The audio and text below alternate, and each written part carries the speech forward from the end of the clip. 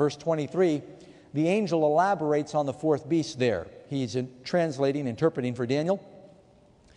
The fourth beast shall be a fourth kingdom of the earth, which shall be different from all the other kingdoms, and it will devour the whole earth, trample it, break in pieces. And the 10 horns are 10 kings, who shall arise from this kingdom, and another shall rise after them. He'll be different from the first ones. He'll subdue 3 kings. 3 of the 10 are kicked out. He'll speak pompous words, blasphemous words against the Most High, and will persecute the saints of the Most High, and intend or think to change times and laws. Then the saints shall be given into his hand for a time, and a times, and half a time. And the chapter goes on there. I need to stop because I've got so much to cover. I'm just going to run ahead here real quick. The first of these 4 beasts in Daniel is what? It says it's a lion with 2 wings. We know that represents Babylon because these are the 4 same kingdoms that we saw in Daniel chapter 2. And matter of fact, even in the excavations that they've done from ancient Babylon, they found that one of the signs for the kingdom was this lion with wings. Babylon typified themselves that way. Question number 4. What does the bear represent?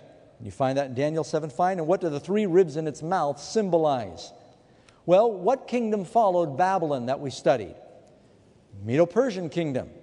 In Daniel 8, verse 20, it identifies it by name, the king of Persia. The 3 ribs in the mouth of this bear, they represent the 3 principal powers that were conquered when Persia came into power. We know they conquered Babylon. Medo-Persia also conquered Lydia and Egypt.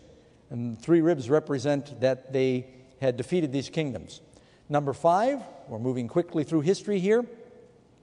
What kingdom's represented by the 4-headed leopard? What empire followed the Persian Empire? Do you remember? The kingdom of Greece. And it's symbolized by this leopard. I threw a picture in here because I thought you'd find it interesting that Alexander, traditionally they said that he had a leopard skin as his saddle. And I thought, well, that matches along with what the leopard was. 4 heads and 4 wings because he moved with such great speed, the 4 wings. 4 heads because when Alexander died, I think he marched his armies very rapidly, 20,000 miles in 10 years. It's almost inconceivable to move armies that fast back in those days. But when he died, 32 years of age, his kingdom was divided in 4 parts among his 4 generals. And they became the 4 divisions of the Greek Empire. And let me see if I can say these. The Ptolemy, Lysimachus, Seleucus, and Cassander. Those 4 generals divided his kingdom up. 4 heads. Number 6. The Roman Empire, or the 4th world kingdom, is represented by a horrible monster who has iron teeth and 10 horns. What do the horns represent? It says in Revelation 17, verse 12, the 10 horns which you saw are 10 what? 10 kings or 10 kingdoms. And by the way, iron teeth, it's not in your question here.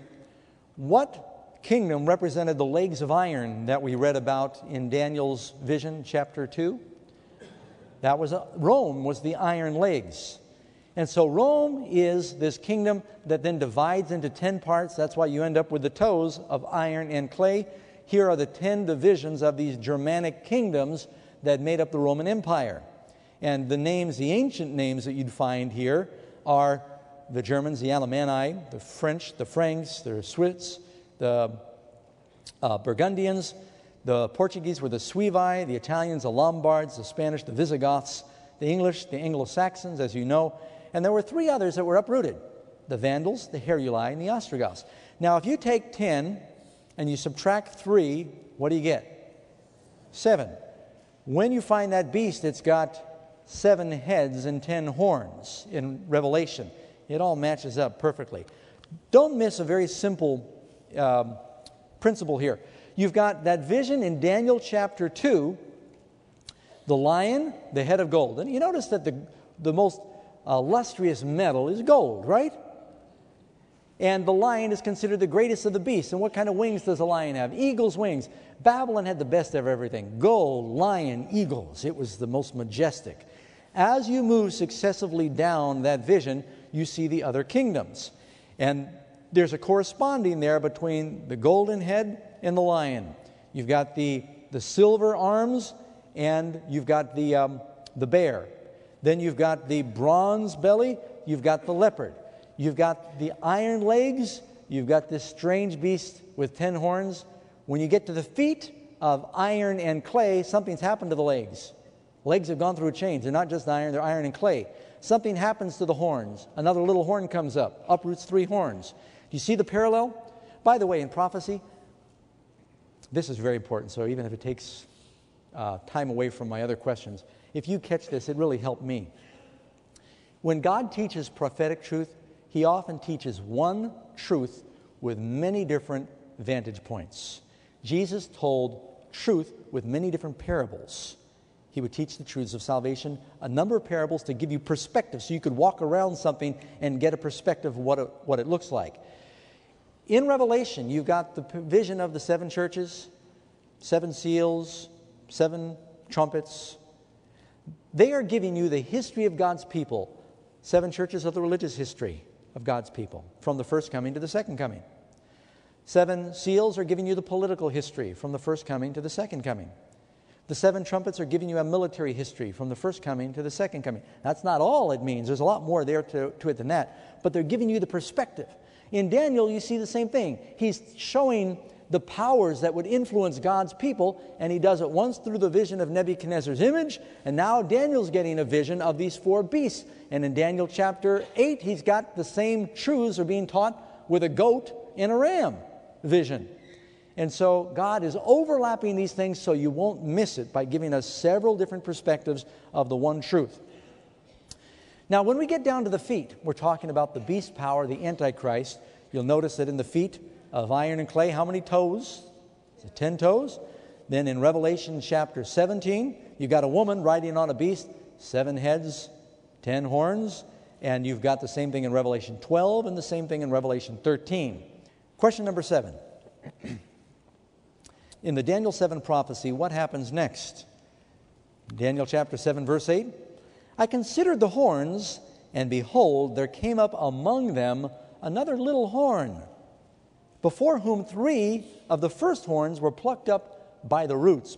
And behold, in this horn were the eyes like the eyes of a man, and a mouth speaking great or exalted or even blasphemous things. Now, consider some of the parallels that we're seeing between the prophecies of this Antichrist power in Daniel 7 and in Revelation 13. Look, for instance, at the chart we got on the screen here. Daniel 7 talks about a lion. Revelation 13, mouth like a lion. Daniel 7 has a bear. Revelation 13 has got paws like a bear. Daniel 7 has a leopard. Revelation 13 has a leopard. Daniel 7 has a dragon. Revelation has a dragon. They both have the 10 horns. They both have a mouth that speaks. They both make war with the saints. They seem to be victorious, at least temporarily, over the saints. They rule, or at least they're able to push them underground. They rule 3.5 years, 42 months in Revelation 13. In a Jewish calendar, 42 months is 3.5 years. Matter of fact, that's one of the most important time periods in the Bible. It calls it a time, a times, and the dividing of time. A time in the Jewish thinking was one complete cycle of the seasons, or 1 year. A times meant a couple or a pair, so that's 2. That would make a total of 3. And the dividing, or half of 1, 3.5. 3.5 Jewish years. They got 360 days in the Jewish lunar calendar. That's actually easier to work mathematically. That's why there's 360 degrees in a circle.